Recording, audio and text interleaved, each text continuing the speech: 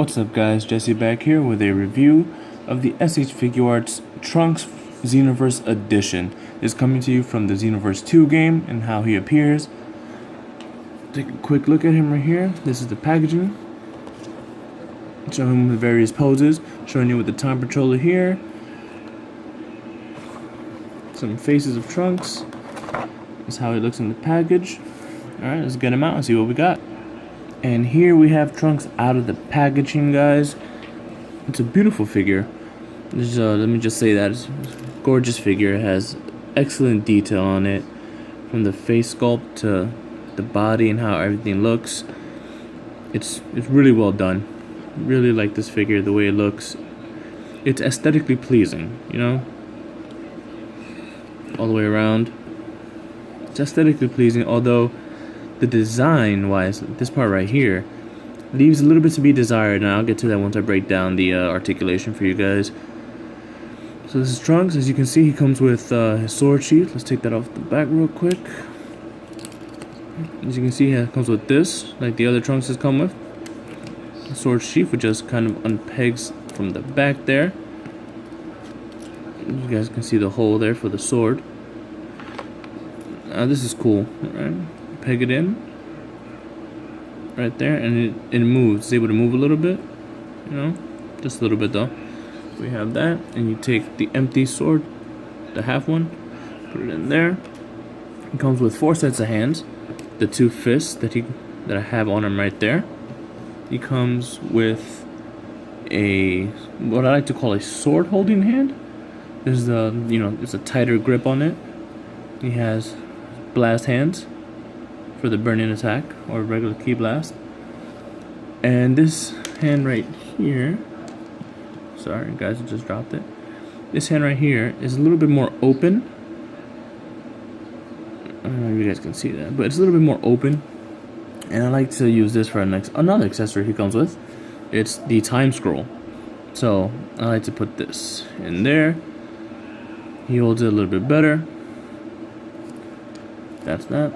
And he comes with the full sword. You know, Future Trunks would it be Future Trunks without his sword. Now be careful guys when you're putting it inside the hands, because you will get some paint chipping already. As you can see, I have some paint scuffing already, and it is pissing me off. It's ridiculous. It's pretty ridiculous. Now to put this on the hand, you would do is you get the pommel out in here. Hold on 1 second. It's kind of tight in there, but you just pull that out right there, as you can see. And you would take his sword holding hand, slide it out from the bottom, and then you put the pommel back. Be careful, you don't want, don't be too rough with it. You don't want to break it, which is always my my fear. These figures aren't cheap, but sometimes their execution and their designs are ridiculously cheap, and then they snap on you and then they break, and then you're screwed, right? So then you could just pop off the wrist on Trunks and then plug it in here. You gotta be careful because these pegs like to move around when you're trying to switch hands, which I always hate. And here you go, boom, Trunks with his sword.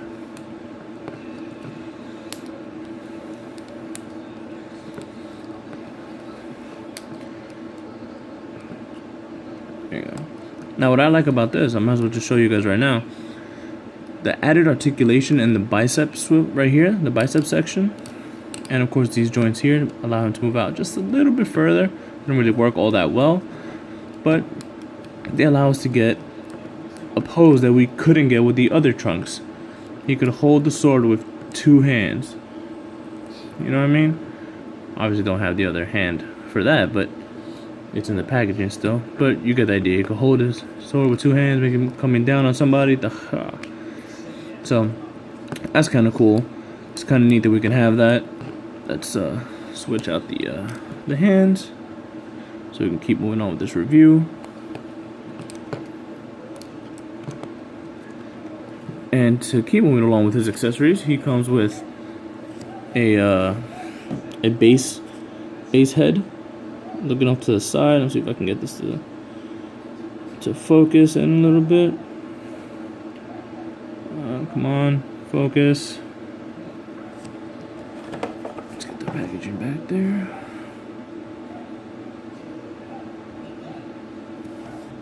Come on, why aren't you focusing? Sorry about that, guys.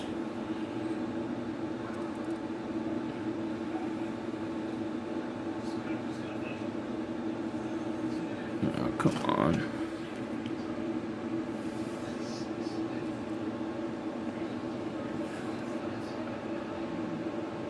Here we go. You have his eyes looking off to the side there. Comes with a Super Saiyan face, the teeth grinning face, just like the Armor Trunks Saiyan, the Armor Trunks came with. And it comes with a Super Saiyan head with the yelling face. One thing I like that Tamashii is doing with these faces is they're painting the inside of the mouths black. They're not leaving it like, pink and fleshy. They're actually painting the tongue and then the back, they're painting it black, which is pretty cool. I like that. And to swap out these faces, all you gotta do, pull from right up here, and you'll see that separates just like that. Carefully, unpeg the face, and you get what, this is what you get. That's what you're left with. Plug that in there. Line up the slots. Make sure it's all flush. And then to just swap out the head, you take your figure, pop that off there, align the pegs. Sometimes it can be a little difficult.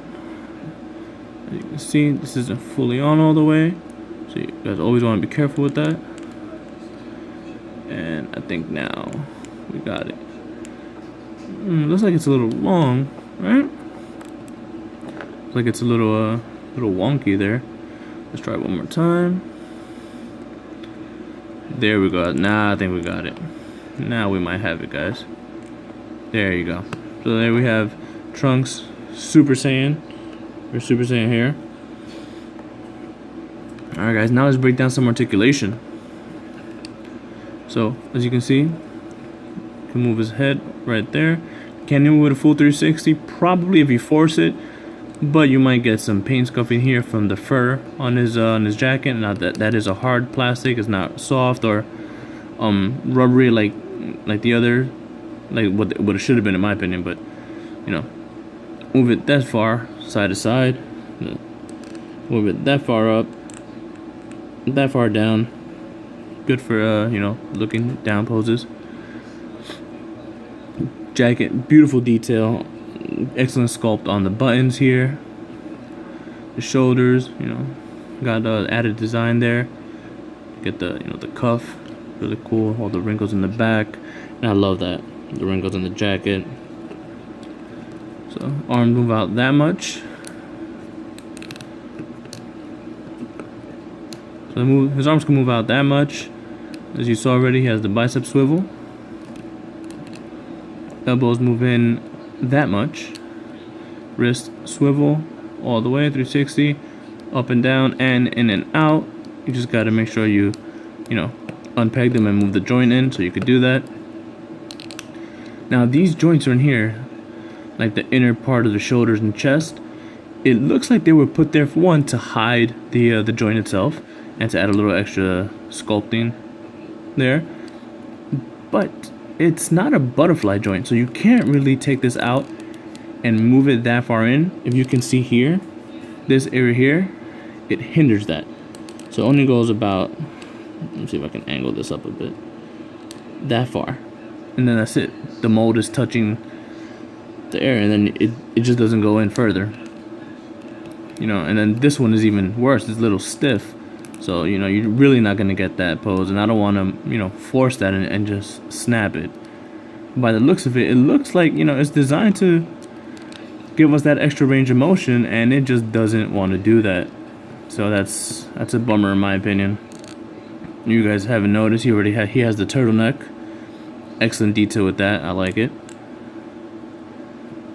But yeah guys, like, it doesn't give us that big range of motion, which I'm not a fan of. I really don't like that. Why are you going to do something that's going to hide the joint and then prevent us from using it?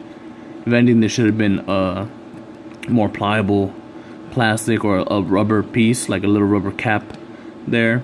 I think it would have worked well. Moving right on, the belt right here, that's a separate piece. Very, very pliable, very nice. And you can see the belt here, it's supposed to be like a long belt. So what it is, it goes in under this area here, and then the end of the belt is actually sculpted on there to this the rest of the trench coat. Now, in early reviews of the prototype that I've seen, this was much more pliable. As you can see, it's really not. Although it is done in 2 or 3 sections. 3 sections. You got one section here, you got another section right here, and then you got the last bit right here. So 3 sections. As you can see, the little whitening right there, you never want to see that. It means it's about to rip or snap, and that's not good. And that is my biggest gripe. That was one of my biggest concerns with this figure. When I saw it, I was like, alright, maybe they learned from their mistake with Whist, and they gave us a super hard plastic, right? It's gonna suck. Then, they said, oh no, it's not gonna be like that. And then, it's gonna hinder articulation now. Now, if you guys can see, right there, they didn't even bother sculpting the crotch area. It's just the T-joint, that's it. Just the joint there, and they have, the hip there. Then the pants are sculpted in, pretty nice. But that doesn't matter because you can't move it. We don't get any range of motion here. This is pretty much, that's how much you're gonna get forward on this side because you have the slit there.